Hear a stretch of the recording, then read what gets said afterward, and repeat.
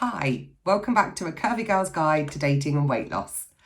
We'll start with the weight loss side of things again this week. Thrilled to announce that I managed to lose a massive £6 this week. In total, over 3 weeks, I've now lost 1 stone, 2.5 pounds, which is just blowing my mind.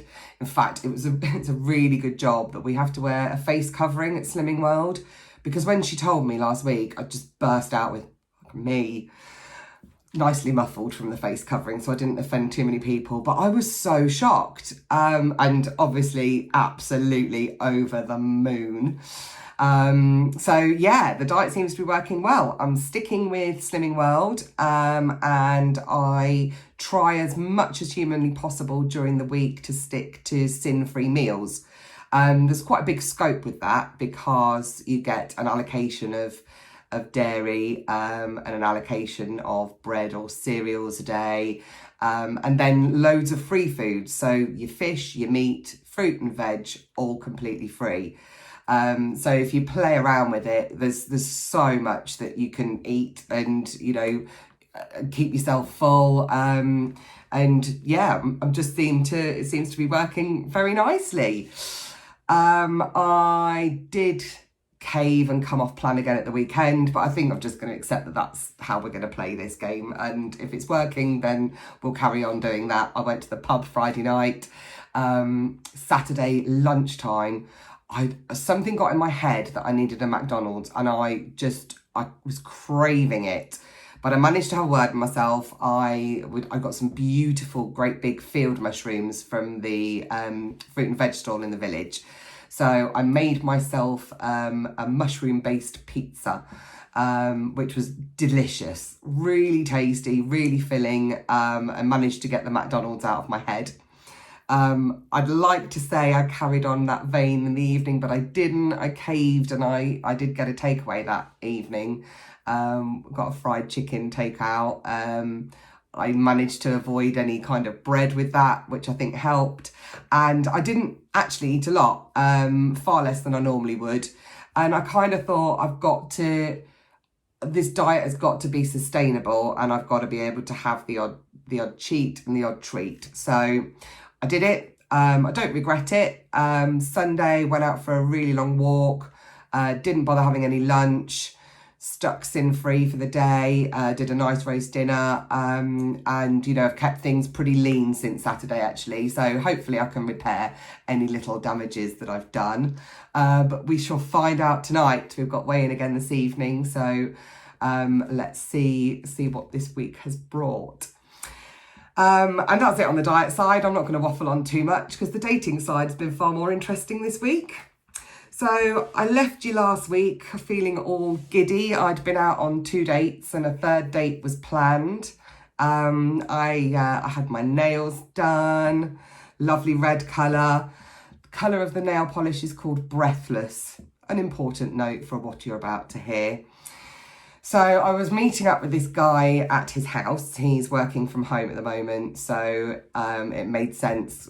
I've got Chloe every afternoon, obviously after school and this weekend. So we thought we'd do a coffee date at his. Now, he doesn't drink coffee, so I had to bring my own. I clearly wasn't important enough to him for him to go out and get a jar of instant. So that was the first thing that I was really knocked about, if I'm being honest. But anyway, I swallowed it and took my own coffee. And then I turned up at his flat. Wow, what a hovel. Now, he's got a friend staying with him at the moment because he'd split up with his partner. So he's camped out on his lounge floor of an evening, and he'd got his stuff in there and that sort of thing. I get that. There's obviously 2 fully grown men living in quite a small flat. There was certainly an aroma, shall we say. I thought, right, okay. If he'd just opened the windows, it probably wouldn't have been anywhere near as bad. Anyway, God loves a trier in me, so, made myself a coffee. Hunting for a clean teaspoon wasn't the easiest of things either. I drink black coffee as well, which takes a long time to cool down. So I was stuck there for an element of time while the coffee was being drank.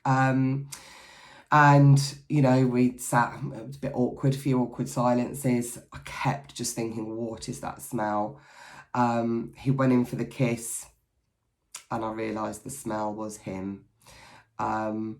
He just clearly hadn't showered that day. I'm not going to go into graphic detail of what the smell was, but it was pretty unpleasant. So that was done. You know, as far as I'm concerned, that was just not acceptable behaviour. And I got myself out of there as quick as humanly possible. I hot-footed it round to my girlfriend's house, who's also working from home. So I was like, help me. I need to talk to you. I need to tell somebody what I've just been through. So she made me a coffee. God love her. Gave me some nice, lovely smelling hand wash. Helped me sort of get rid of the smell. We sat outside and I filled her in on the disastrous coffee date. She was like, blimey, you know, do you want to see him again? I was like, no, I'm done. There is no way I can see this guy again. If he cannot be bothered to have a shower when he's got a woman coming round to have coffee, then this is not the guy for me. In fact, I'm not sure he's the guy for anybody. So she said, well, you've got two choices. You can message him and do the we don't have a spark message. You know, it was nice to get to know you. Very softly, you know, good luck with your future search, and send him out there. Or you can message him and be honest and say that, you know, he smelt.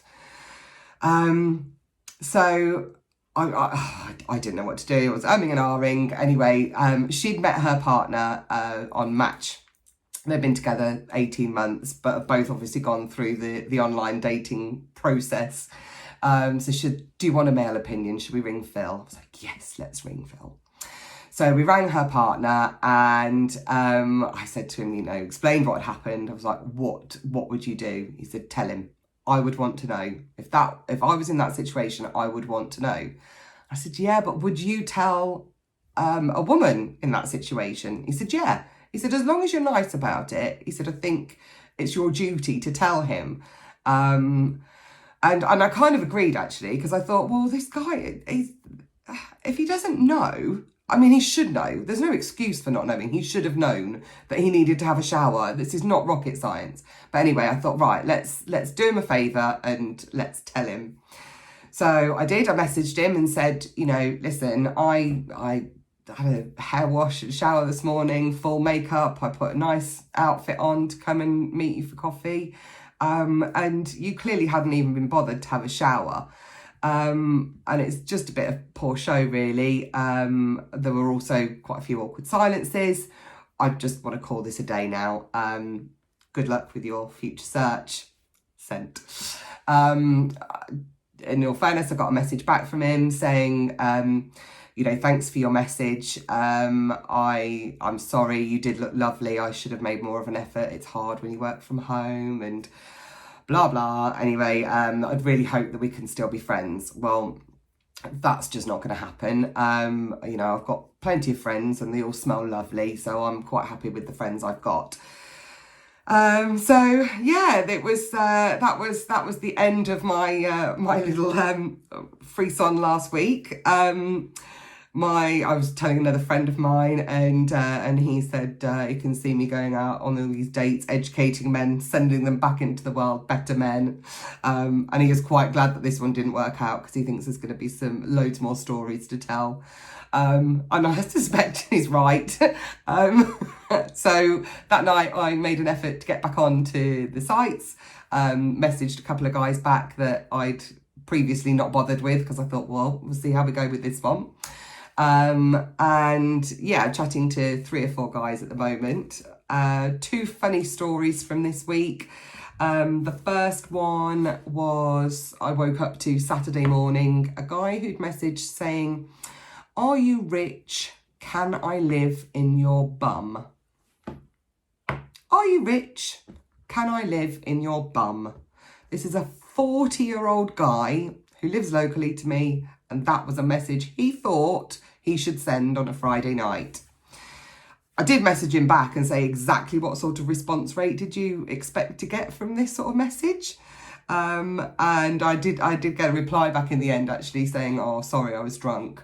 Now, I've been drunk and sent drunk messages in my time. I've done the whole wake up the next day, check your phone, one eye. Oh, what did I do? I've never, ever considered or sent any kind of message that inappropriate. Are you rich? Can I live in your bum? Anyway, so there was that one. I've had lots of messages from text speakers, which really irritates me. I don't know whether to change my profile to say that really irritates me, and if they can't string a sentence together, don't bother messaging. But then I feel like I'm really limiting the pool out there because there seems to be a lot of it. So I'm still having an R-ing over that one. We'll see.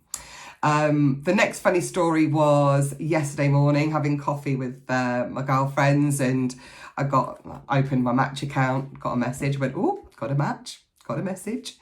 Showed my friend, she burst out laughing and was like, oh my God, he's messaged me too this morning. So we pulled them up, put our phones next to each other. They were a minute apart, the messages, identical messages at that. So she'd already replied. I copied her reply, so we'd sent exactly the same messages back. And then we got very similar ones back from him again, very quickly. So we decided to send exactly the same messages then back to him at exactly the same time. And do you know what? He didn't even notice. We both got another message back. We couldn't do it again because he'd asked me like why I'd moved back from Spain and more specific things. So we couldn't carry it on. But it absolutely gobsmacked me that he didn't even notice. Like his phone must have gone bing bing at the same time and had the same two messages come through. Anyway, he's obviously playing a big game out there, and he's got lots of people that he's talking to, and good luck to him. But I've left that one be. One of the guys that I have been chatting to, we've arranged to have coffee on Thursday. This is coffee in a coffee shop. I've learnt my mistake. I won't be going around to anybody's homes anytime soon. But this morning, the said guy who I'm meeting for coffee has also messaged my friend, the same friend that the other guy messaged. So yeah, I was a bit, oh. And then I thought, well, actually, I can't think, oh, because I'm also messaging another 3 or 4 guys. So yeah, I suppose we just have to accept the fact that we're all playing a bit of a numbers game out there, and we'll see what happens. But I'm quite looking forward to meeting him. Seems a really nice guy. Oh, he constructs a sentence beautifully. I can't tell you. It's just, he's full of chat. Grammar is on point. Nice and flirty, but not too pervy. So yeah, looking forward to meeting him for a coffee, and we'll see how it goes. I'm child free this weekend, so hopefully there'll be some more stories to tell. That's if Boris allows us to actually go out and go to pubs and coffee shops, which is really going to dent my dating life if we do get locked down again or we're not allowed to go to pubs. I can just about cope if they're curfewed until 10 p.m. We'll just have to go out early, won't we? Anyway, so this is me for this week. I'll keep you posted on the weight loss on all my social media channels after my weigh-in tonight. And yeah, keep smiling, everyone. Have a good week. This is Charlie from A Curvy Girl's Guide to Dating and Weight Loss.